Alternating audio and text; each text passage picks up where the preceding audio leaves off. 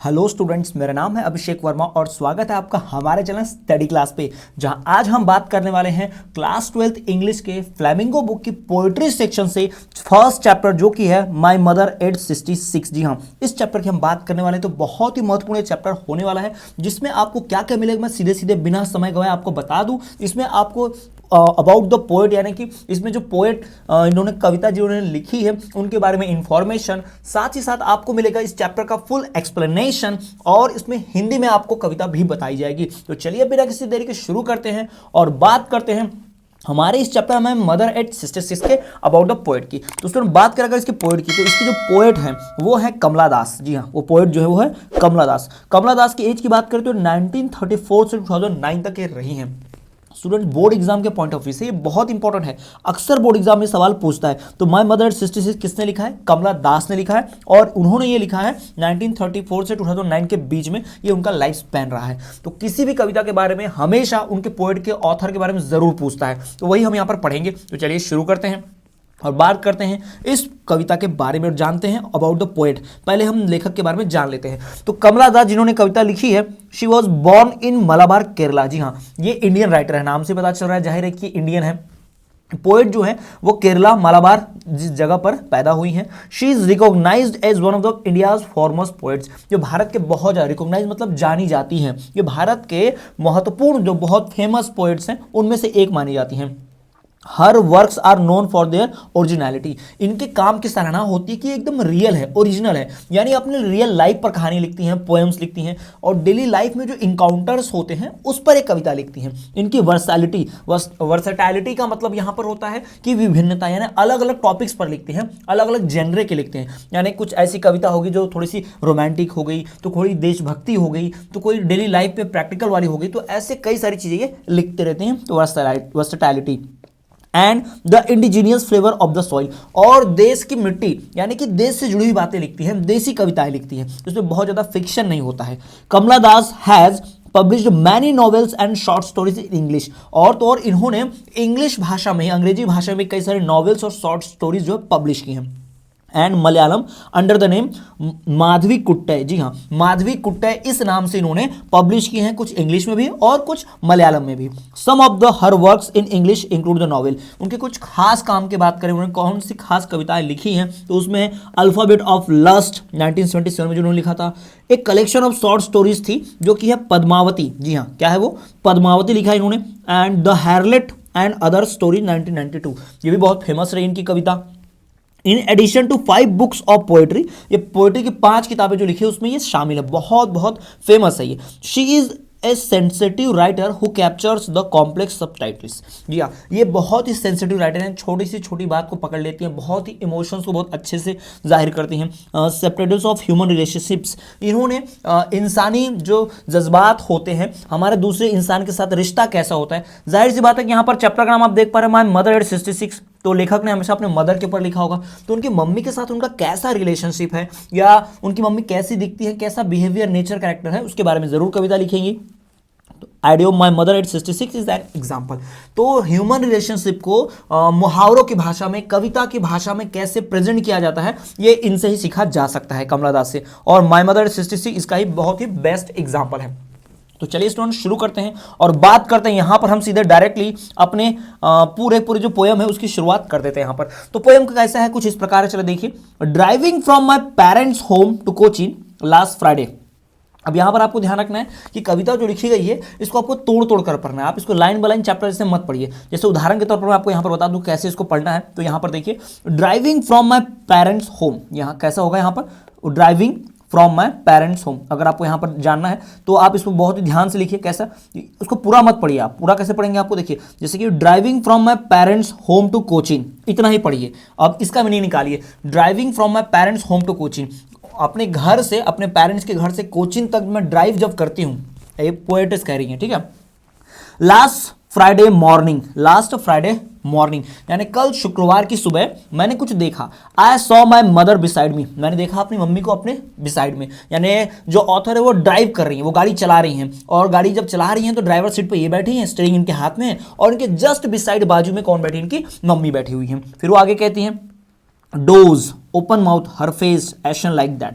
Dose का मतलब है बहुत चेहरा जो है मुरझा चुका है, यानी कि बूढ़ी हो चुकी हैं। ओपन माउथ थोड़ा सा मुंह खुला है। डोज में मतलब कुछ कुछ बड़बड़ कर रही हैं। हर फेस एशन लाइक दैट, और उनका चेहरा जो है मुरझा गया है राख की तरह बिल्कुल, यानी राख में कैसे आग होती है जब वो जवान होती है, फिर जैसे वो धीरे धीरे आग खत्म होती है वो मुरझा जाती है। Of a corpse and realised with pain, और उनके चेहरे पर दर्द के भाव हैं। ये सारी चीजें हैं ये मुझे देखने मिलती हैं। That she was as old as she look but soon put that thought away, तो जितनी ओल्ड है वो नजर आ रही हैं, वो चेहरे पर दिखाई दे रहा है। उनका जो एज है वो खुलकर सामने आ रहा है, वो जितनी ओल्ड है वो दिखाई दे रही है। और इस थॉट को जल्दी ही लेखक ने अलग कर दिया, लेखिका ने, पोएटिस ने इस थॉट को अलग कर दिया।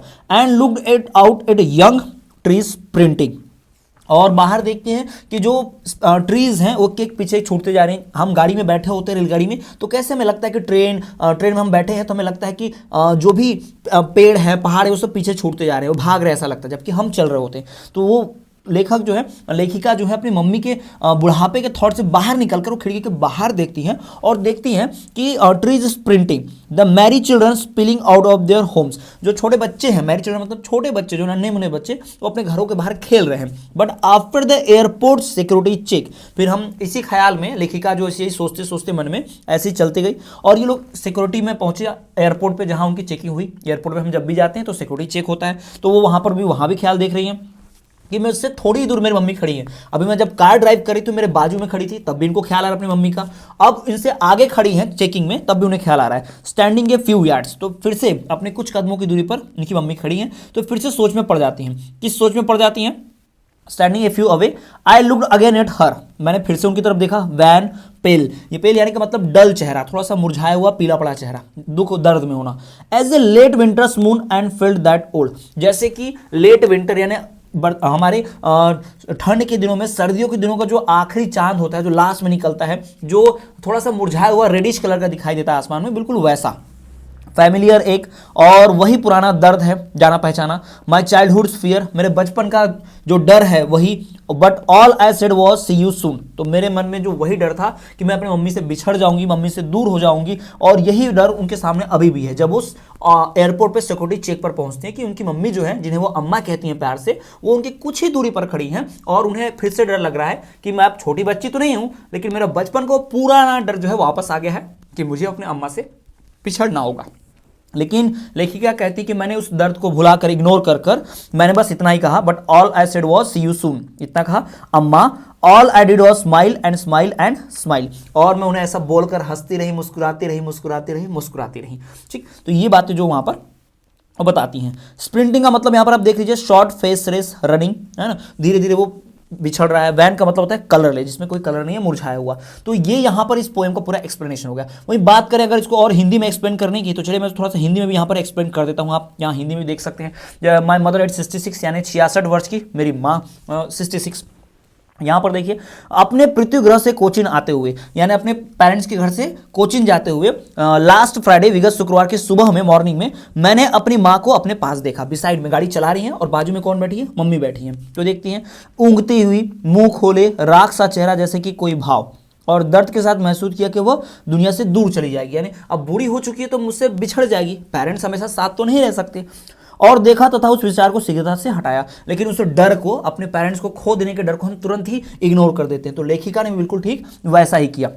और बाहर की ओर देखा, तीव्र वेग से भागते युवा वृक्षों को, यानी जो यंग ट्रीज है वो फटाफट पीछे भाग रहे हैं, गाड़ी चलाते हुए ध्यान दे रही हैं। प्रसन्न बच्चे अपने घरों से घुल घुल कर बाहर आ रहे हैं, बच्चे जो है बाहर आ रहे हैं, अंदर जा रहे हैं, घरों के बाहर खेल रहे हैं।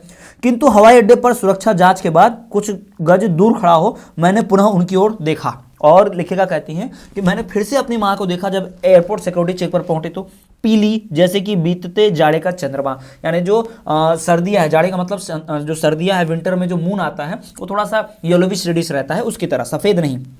और महसूस किया वह उस परिचित पुराने दर्द को, यानी वही पुराना दर्द, बिछड़ जाने का, मेरे बाल्यकाल का भय, बचपन का डर। किंतु कह पाई केवल इतना, पर मैं वो डर नहीं बता पाई अपनी मम्मी से, सिर्फ इतना ही कहा। क्या कहा? अम्मा शीघ्र बोलेंगी, यानी जल्दी ही आऊंगी, सी यू सून। और केवल मैं मुस्कुराई और मुस्कुराई और मुस्कुराई। तो ये यहाँ पर कविता आप देख पा रहे हैं, ये कविता आपको ध्यान रखनी है। यही कविता जो मोस्ट इंपॉर्टेंट यहाँ पर आपको सवाल पूछता है, और यहाँ से कुछ एक्सट्रैक्ट भी आते हैं। तो स्टूडेंट्स, ये तो एक्सप्लेनेशन हो गया, फुल हिंदी एक्सप्लेनेशन इस पोएम का, माय मदर एट 66। इस इसी पोएम का पूरे टेक्सचुअल क्वेश्चन आंसर्स देखना चाहते हैं, एक्सरसाइज के क्वेश्चंस देखना चाहते हैं और सीबीएसई बोर्ड एग्जाम में आए क्वेश्चन देखना चाहते हैं, तो इसी प्लेलिस्ट को आप चेक करें, तो प्लेलिस्ट में आपको वीडियो भी मिल जाएगी। तो आपको ये वीडियो अगर पसंद आई है, जरा से भी अच्छी लगी है, मेरी मेहनत आपको पसंद आई है, तो आप चैनल को सब्सक्राइब करके बेल नोटिफिकेशन को ऑल पर जरूर रखें। और आप क्वेश्चन आंसर्स का, एक्सरसाइज के क्वेश्चंस का और प्रीवियस एग्जाम में पूछे गए, बोर्ड एग्जाम में जो आए प्रश्न है उनके उत्तर भी देखना चाहते हैं, तो आप अगली वीडियो देख सकते हैं। उस वीडियो में आपको प्लेलिस्ट चेक करेंगे आप, माय मदर एट 66 का, तो उसमें वीडियो भी मिल जाएंगे। तो तब तक के लिए आप हमारे चैनल पर बने रहिए, अपने क्लासमेट और फ्रेंड्स के साथ जरूर शेयर कीजिए ताकि उनकी भी हेल्प हो जाए। तो चलिए स्टूडेंट, मिलते हैं आपसे अगली वीडियो में, तब तक के लिए देखते हैं आप हमारा चैनल स्टडी क्लास।